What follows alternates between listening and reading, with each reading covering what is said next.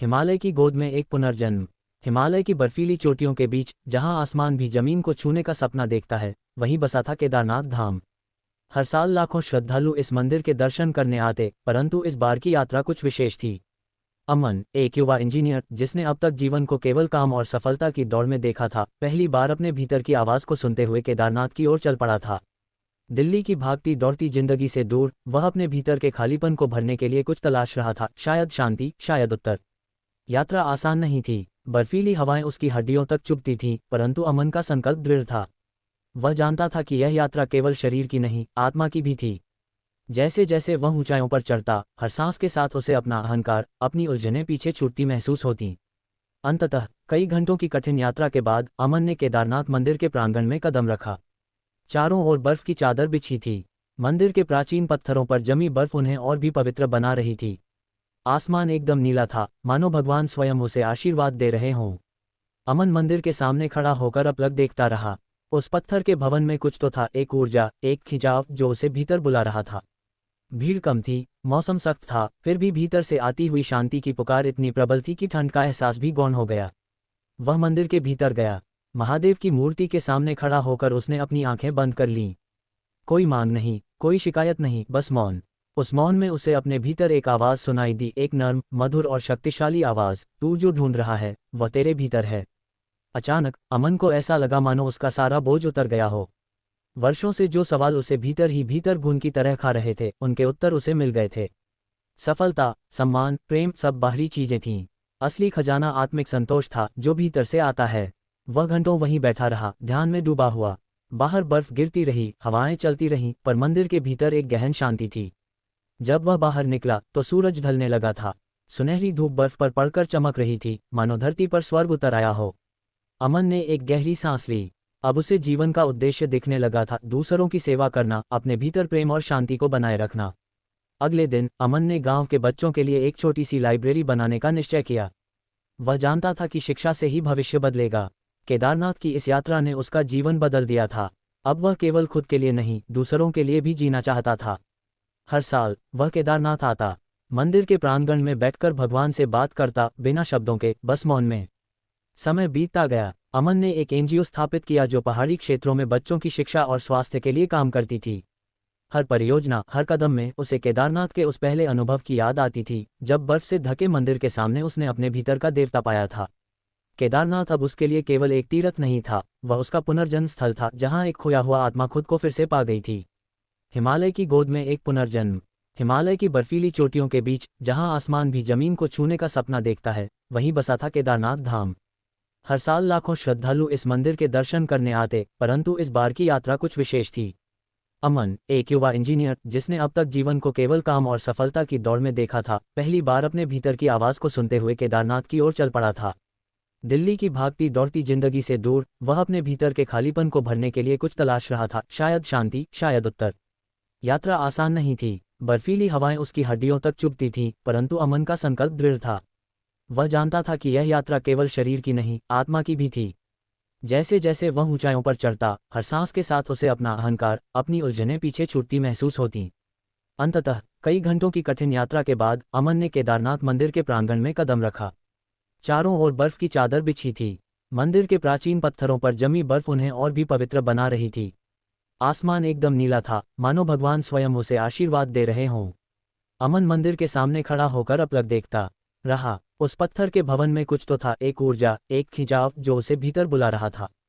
भीड़ कम थी, मौसम सख्त था, फिर भी भीतर से आती हुई शांति की पुकार इतनी प्रबल थी कि ठंड का एहसास भी गौण हो गया। वह मंदिर के भीतर गया। महादेव की मूर्ति के सामने खड़ा होकर उसने अपनी आंखें बंद कर लीं। कोई मांग नहीं, कोई शिकायत नहीं, बस मौन। उस मौन में उसे अपने भीतर एक आवाज़ सुनाई दी, एक नर्म, मधुर और शक्तिशाली आवाज़, तू जो ढूंढ रहा है वह तेरे भीतर है। अचानक अमन को ऐसा लगा मानो उसका सारा बोझ उतर गया हो। वर्षों से जो सवाल उसे भीतर ही भीतर घुन की तरह खा रहे थे, उनके उत्तर उसे मिल गए थे। सफलता, सम्मान, प्रेम, सब बाहरी चीजें थीं।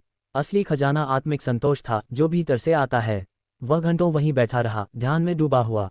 बाहर बर्फ गिरती रही, हवाएं चलती रहीं, पर मंदिर के भीतर एक गहन शांति थी। जब वह बाहर निकला तो सूरज ढलने लगा था। सुनहरी धूप बर्फ पर पड़कर चमक रही थी, मानो धरती पर स्वर्ग उतर आया हो। अमन ने एक गहरी सांस ली। अब उसे जीवन का उद्देश्य दिखने लगा था, दूसरों की सेवा करना, अपने भीतर प्रेम और शांति को बनाए रखना। अगले दिन अमन ने गांव के बच्चों के लिए एक छोटी सी लाइब्रेरी बनाने का निश्चय किया। वह जानता था कि शिक्षा से ही भविष्य बदलेगा। केदारनाथ की इस यात्रा ने उसका जीवन बदल दिया था। अब वह केवल खुद के लिए नहीं, दूसरों के लिए भी जीना चाहता था। हर साल वह केदारनाथ आता, मंदिर के प्रांगण में बैठकर भगवान से बात करता, बिना शब्दों के, बस मौन में। समय बीतता गया। अमन ने एक एनजीओ स्थापित किया जो पहाड़ी क्षेत्रों में बच्चों की शिक्षा और स्वास्थ्य के लिए काम करती थी। हर परियोजना, हर कदम में उसे केदारनाथ के उस पहले अनुभव की याद आती थी, जब बर्फ से ढके मंदिर के सामने उसने अपने भीतर का देवता पाया था।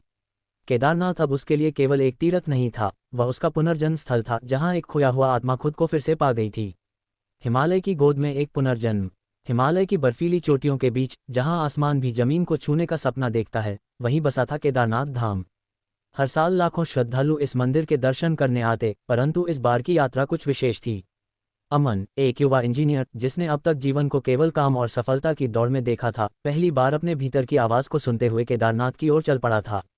दिल्ली की भागती दौड़ती जिंदगी से दूर, वह अपने भीतर के खालीपन को भरने के लिए कुछ तलाश रहा था, शायद शांति, शायद उत्तर। यात्रा आसान नहीं थी। बर्फीली हवाएं उसकी हड्डियों तक चुभती थीं, परंतु अमन का संकल्प दृढ़ था। वह जानता था कि यह यात्रा केवल शरीर की नहीं, आत्मा की भी थी। जैसे जैसे वह ऊंचाइयों पर चढ़ता, हर सांस के साथ उसे अपना अहंकार, अपनी उलझनें पीछे छूटती महसूस होती। अंततः कई घंटों की कठिन यात्रा के बाद अमन ने केदारनाथ मंदिर के प्रांगण में कदम रखा।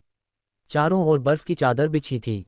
मंदिर के प्राचीन पत्थरों पर जमी बर्फ उन्हें और भी पवित्र बना रही थी। आसमान एकदम नीला था, मानो भगवान स्वयं उसे आशीर्वाद दे रहे हों। अमन मंदिर के सामने खड़ा होकर अपलक देखता रहा। उस पत्थर के भवन में कुछ तो था, एक ऊर्जा, एक खिंचाव जो उसे भीतर बुला रहा था। भीड़ कम थी, मौसम सख्त था, फिर भी भीतर से आती हुई शांति की पुकार इतनी प्रबल थी कि ठंड का एहसास भी गौण हो गया। वह मंदिर के भीतर गया। महादेव की मूर्ति के सामने खड़ा होकर उसने अपनी आंखें बंद कर लीं। कोई मांग नहीं, कोई शिकायत नहीं, बस मौन।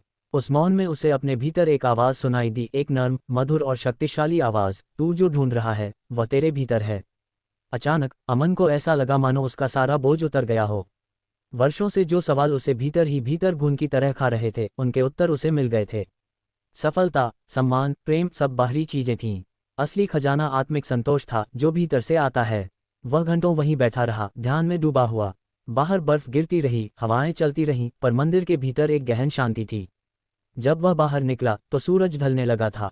सुनहरी धूप बर्फ पर पड़कर चमक रही थी, मानो धरती पर स्वर्ग उतर आया हो। अमन ने एक गहरी सांस ली। अब उसे जीवन का उद्देश्य दिखने लगा था, दूसरों की सेवा करना, अपने भीतर प्रेम और शांति को बनाए रखना। अगले दिन अमन ने गांव के बच्चों के लिए एक छोटी सी लाइब्रेरी बनाने का निश्चय किया। वह जानता था कि शिक्षा से ही भविष्य बदलेगा। केदारनाथ की इस यात्रा ने उसका जीवन बदल दिया था। अब वह केवल खुद के लिए नहीं, दूसरों के लिए भी जीना चाहता था। हर साल वह केदारनाथ आता, मंदिर के प्रांगण में बैठकर भगवान से बात करता, बिना शब्दों के, बस मौन में। समय बीतता गया। अमन ने एक एनजीओ स्थापित किया जो पहाड़ी क्षेत्रों में बच्चों की शिक्षा और स्वास्थ्य के लिए काम करती थी। हर परियोजना, हर कदम में उसे केदारनाथ के उस पहले अनुभव की याद आती थी, जब बर्फ से ढके मंदिर के सामने उसने अपने भीतर का देवता पाया था। केदारनाथ अब उसके लिए केवल एक तीर्थ नहीं था, वह उसका पुनर्जन्म स्थल था, जहां एक खोया हुआ आत्मा खुद को फिर से पा गई थी।